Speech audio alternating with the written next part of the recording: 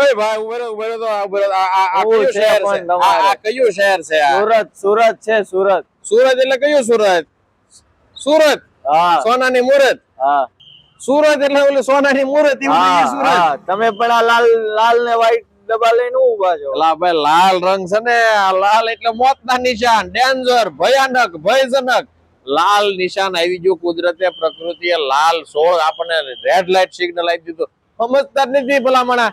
આ સમજો, આ લાલ નિશાન દૂર કરવા હોય ને તો જો આ સદભાવના વૃદ્ધાશ્રમનો પર્યાવરણ યજ્ઞ છે. આ સદભાવના વૃદ્ધાશ્રમ સમગ્ર દેશ હરિયાળો બને એના માટે પ્રકૃતિનો મહાયજ્ઞ લઈ નીકળે છે.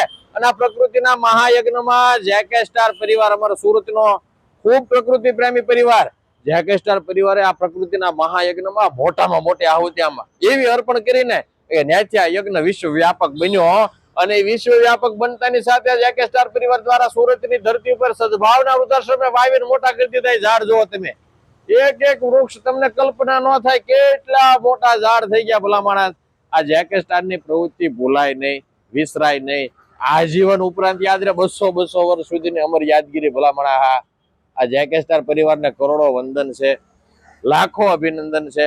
કહી શકીએ કે પ્રકૃતિના મહાયજ્ઞમાં મોટું યોગદાન અમારે જેકે સ્ટાર પરિવારે આખી વિશ્વમાં ડંકો વગાડી દીધો. ભલા માણસ, આખી દુનિયાને જગાડી દીધી. તમે જાગો ને, હવે કેટલીક વાર છે, જાગી જાઓ મારા બાપ. આ પ્રકૃતિ માટે, પર્યાવરણ માટે, સૂક્ષ્મ જીવજંતુ માટે આ એક એક વૃક્ષને જીવતો ચબૂતરો છે. આમ જોવો ભલા માણસ, આ એક એક પક્ષીઓ માટેનું, સૂક્ષ્મ જીવો માટેનું અન્ન ક્ષેત્ર છે. આ વૃક્ષોના વર્ણન વિશે, એના ફાયદાઓ વિશે કદાચ કહી શકીએ તો કલાકો સુધી બોલાય. પણ જેકે સ્ટારે જે કામગીરી કરી એ તમારા ગામમાં પણ થાય, તમારા શહેરમાં પણ થાય, દરેક વિસ્તારમાં થાય. દેશના દરેક ગામડા વૃક્ષારોપણ કરે.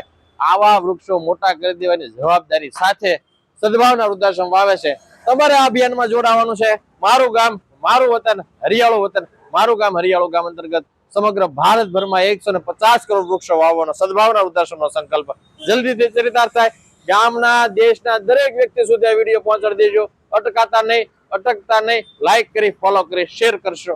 વધુમાં વધુ વૃક્ષો વવાય, પ્રકૃતિનું જતન થાય, એ જ અભ્યર્થના.